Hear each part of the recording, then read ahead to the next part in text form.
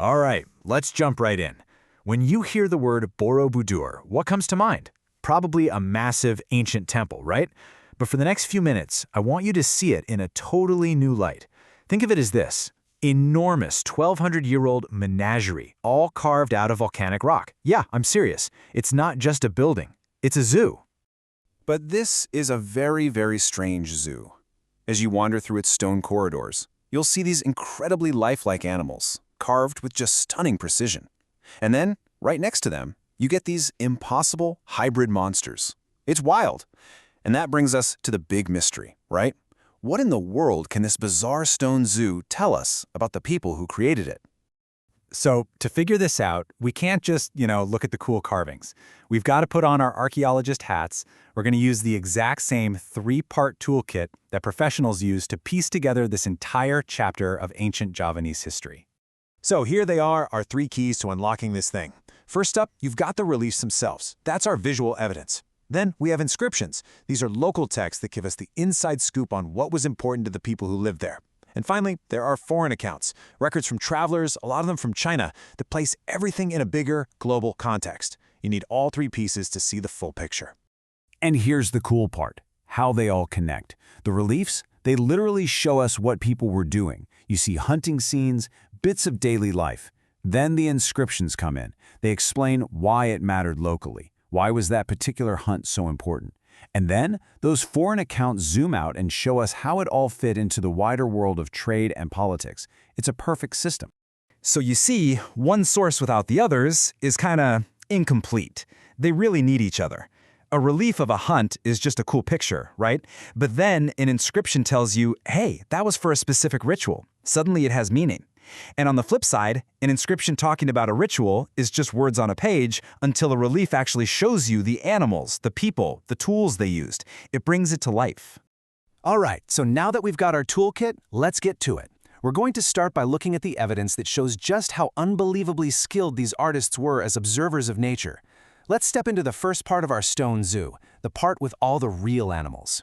And get this, it's absolutely staggering. Just one section of the temple, the Lalita Vistara reliefs, and modern researchers, archaeozoologists, have identified 23 different species of mammals. Think about that. This isn't just some generic artsy carving. It's a full-blown biological record set in stone. The level of detail is just wow. Take a look at this carving of an Asian elephant. The artist didn't just phone it in and carve a generic elephant. No way.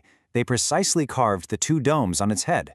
That's a very specific anatomical detail, unique to the Asian species.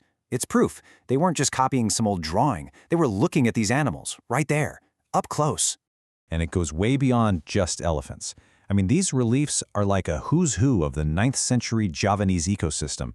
You've got everything from long-tailed macaques to the green peafowl, and even the now extinct Javan tiger. It's like finding an ancient field guide to a world that's completely vanished. But here's the thing. The animals aren't just background decoration. The carvings show them interacting with people, a lot of the time in these really complex hunting scenes. And this is where our other tools, those inscriptions and foreign accounts, become absolutely crucial for figuring out what's really happening. So, why all the hunting? Was it just for dinner? Well, the texts tell us it was way more complicated than that. For one, it was about the economy. We know from Chinese records that animal products were a huge deal for trade.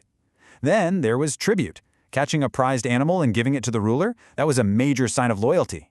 And finally, it was about ritual. Inscriptions tell us that certain animals, like specific deer or birds, were actually required for important ceremonies like the Penetapan Sima. Okay, so let's recap. We've established that these artists were brilliant observers, almost like ancient naturalists. They knew their local ecosystem inside and out. But now we're going to turn a corner in our stone zoo, and things are about to get weird. It's time to meet the monsters. And this is the big question, isn't it? This is the puzzle. They've just proven they can carve a monkey or a tiger with almost scientific accuracy.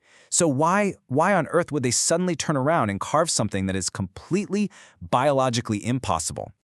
So, say hello to the Makara. You'll often find this guy guarding the bottom of stairways. And it's a total mashup, a true chimera. It's got the trunk of an elephant, the strongest animal on land. It's got the jaws of a crocodile, the deadliest predator in the river, and it's got the tail of a fish. They literally took the most powerful parts of real-world animals to create a symbol for the power of water itself, something that can be both a source of life and terrifyingly destructive. And then, if you look up, high above, you might spot these figures. These are the Kinara and Kinari. They're basically celestial beings, heavenly musicians, with the body of a bird and the head of a human. So if the Makara is all about guarding the earth and the water below, these creatures represent the heavens above. They're the link between our world and the divine. So how do we make sense of all this? The real animals and the fantasy creatures living side by side. The key is to understand that for the ancient Javanese, there wasn't a hard line between science and spirituality. For them, the physical world and the spiritual world weren't separate. They were all part of one single unified ecosystem. This really breaks it all down for us. You've got the reliefs of real animals, the elephants, the tigers. That's the physical ecosystem, the world they could see and touch. Then you have the reliefs of the myths, the Makara, the Kinara. That's the spiritual ecosystem, the powerful forces and beliefs they felt. And then you have the texts, both local and foreign, which describe the social ecosystem, the world of trade, power, and ritual that connects everything. So here's the main takeaway. The artists weren't confused at all. They were masterfully creating a complete picture of their universe, their cosmology. The real animals, they represent the world as it was, and they also tell stories, like the Jataka tales of the Buddha's past lives. But the builders of Borobudur also understood that some forces of nature, like the raw power of a river or the sheer vastness of the sky, are just too big, too immense to be shown literally. The only way to represent them was to create these incredible mythical beings. When you look at it that way, Borobudur's stone zoo is this incredible masterpiece of both science and soul. It's not just a record of the physical ecology of ancient Java. It's a record of the ecology of the ancient mind.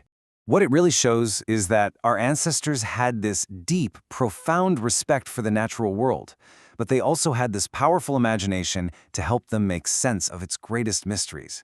And it really makes you wonder, doesn't it? What other lost worlds are out there, hiding in plain sight, just waiting for us to figure out how to read their stories, carved in stone?